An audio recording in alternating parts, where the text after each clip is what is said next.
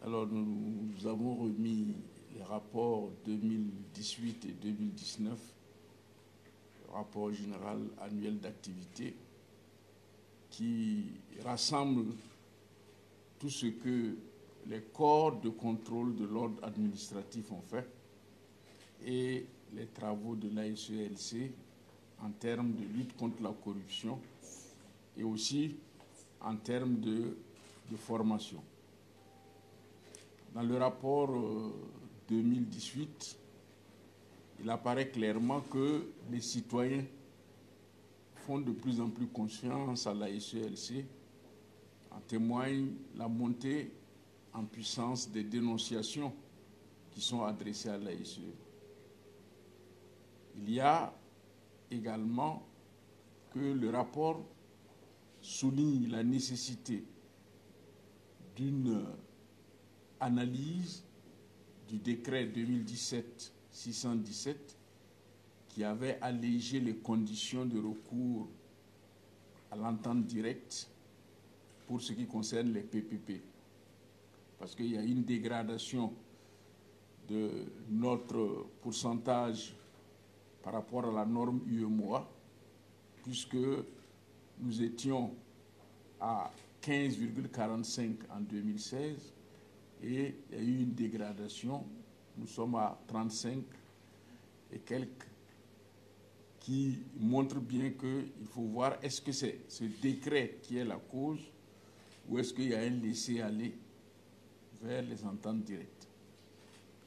Le rapport 2018 a fait aussi le point des baux administratifs qui montre qu'il y a d'importantes insuffisances dans la gestion des baux administratifs, des bâtiments inappropriés qui sont loués pour les services, des problèmes qui peuvent avoir une répercussion sur la santé des travailleurs, une surévaluation de certains baux et également l'existence de baux administratifs alors que les bâtiments sont inoccupés. Donc, il y a une nécessité de voir et d'analyser cette question pour que l'État peut-être reprenne le chemin de la construction de cités administratives pour véritablement une meilleure gestion des conditions dans lesquelles l'administration fonctionne. Il y a également la question de la dette intérieure. Et le rapport fait apparaître que sur une dette d'environ 40 milliards de francs, il y a près de 27 milliards de francs qui sont la dette irrégulière. Et dans ces 27 milliards, vous avez près de 17 milliards de dettes irrégulières qui ne sont pas sous-tendues par un contrat. Donc, cela veut dire que là également, il y a lieu de regarder et de trouver des solutions pour assécher cette dette irrégulière et permettre que l'on reparte avec une dette intérieure qui soit juridiquement fondée. Dans le rapport 2019, nous avons mis en évidence tout le travail qui a été fait par les corps de contrôle administratif. Et il y a près de 350 rapports que la SELC a reçus venant des différentes inspections techniques du service et de l'IGF. Et souligner la nécessité que la réforme des corps de contrôle aboutisse pour permettre véritablement d'être en adéquation avec le budget programme. Cette réforme a pour but de mettre en place des autorités ministérielles d'audit interne avec un personnel formé spécialement à cet effet et qui va constituer un emploi au niveau de la fonction publique. Cela pour permettre aux ordonnateurs d'avoir une capacité d'anticipation afin d'une meilleure gestion des ressources du pays.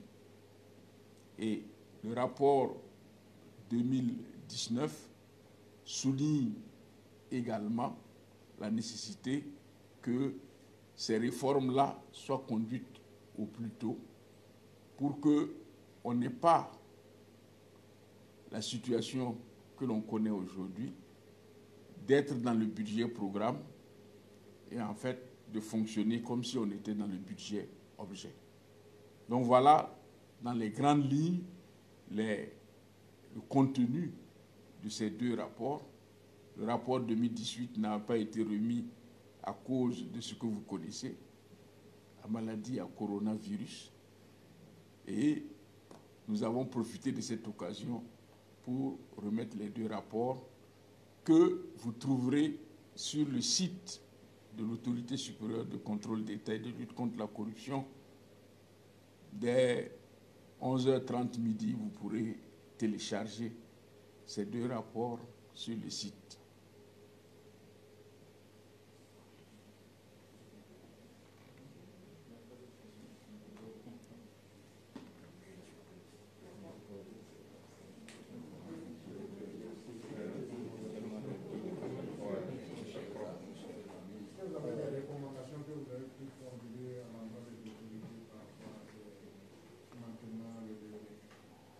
Les recommandations, ce sont les mêmes que nous formulons depuis plusieurs années, c'est-à-dire qu'on doit aller vers plus d'intégrité et plus de rigueur.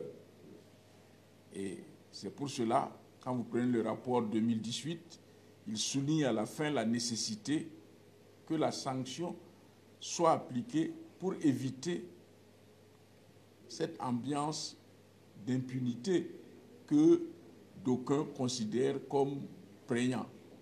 Donc, nous avons souligné cela à plusieurs reprises, la nécessité d'une réforme et d'un fonctionnement effectif des conseils de discipline pour que, véritablement, on ait une fonction publique responsable. Ensuite, nous avons souligné que, dorénavant, l'autorité supérieure de contrôle d'État mettra un accent particulier sur les fautes de gestion. C'est-à-dire, ce ne sont pas des infractions au sens pénal du terme, mais ce sont des manquements dus au comportement de fonctionnaires. Quand vous agissez au nom de l'État et que cela cause un préjudice à l'État, la Cour des comptes vous en tiendra rigueur, soit par le paiement d'une amende, soit que vous aurez à rembourser, c'est-à-dire vous serez tenu pécuniairement. Donc, ces différentes recommandations ont été faites dans nos rapports pour inciter à l'installation d'une culture d'intégrité et d'une culture du refus de la corruption. Donc, vous verrez dans le rapport 2019 toute une partie qui est consacrée à la prévention et à la sensibilisation pour montrer qu'il nous faut plus prévenir que de réprimer. Parce que quand on réprime, peut-être on a pu réprimer 2, 3, 4, 5, mais il y a peut-être 100 qui ont échappé.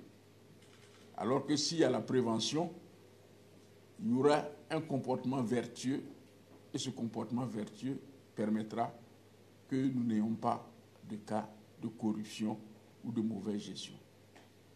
Donc, je pense que vous pourrez véritablement voir le détail de ces recommandations dans le cadre du contenu du rapport, des deux rapports que vous aurez sur le site de la SELC. Comment le président a affiché ces deux rapports? Le président nous a félicité pour le travail abattu et a considéré que, comme lui-même l'a dit, il faut que les recommandations soient mises en œuvre et que l'on aille vers une société d'intégrité. Il s'est beaucoup intéressé à nos actions de prévention parce que, selon lui également, c'est en amont qu'il faut que nous travaillions à faire en sorte que les jeunes générations et l'ensemble de la population aillent vers une culture du refus de la corruption.